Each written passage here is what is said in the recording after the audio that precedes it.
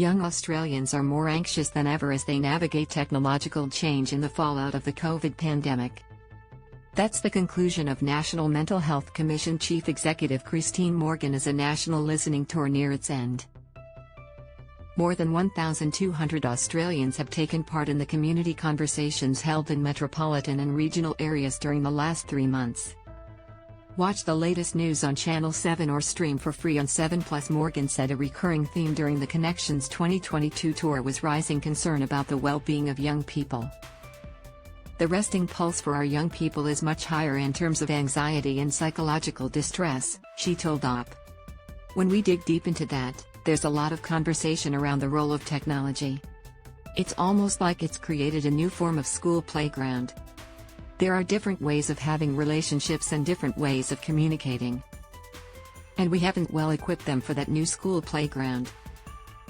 There's a lot of implications in that for our young people. Other key themes paint a grim picture of Australians' mental health during the pandemic: an increased presence of suicidal ideation, higher levels of family and domestic violence, and more acutely unwell people presenting at emergency departments. But while access to services remained critical, Morgan said the pandemic, which began in early 2020, had also exacerbated loneliness and a lack of human connection.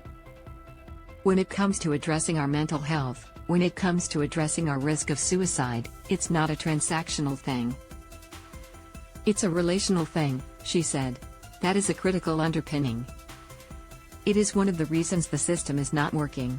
It is working on people, it's not working with people. An encouraging development was the emergence of safe havens staffed by peer workers, where people could attend in a crisis instead of emergency departments. The availability of those facilities, particularly in regional areas, remained a challenge. Other issues explored during the conversations were the links between mental health problems and trauma, drug and alcohol misuse, and social determinants.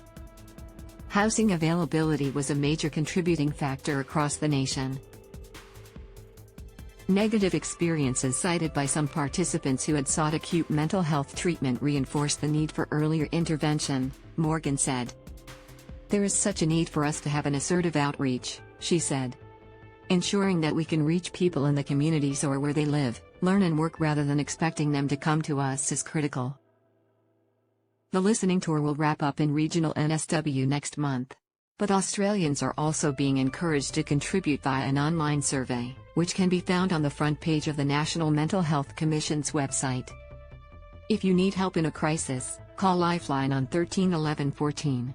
For further information about depression, contact Beyond Blue on 1,300,224,636 or talk to your GP, local health professional, or someone you trust.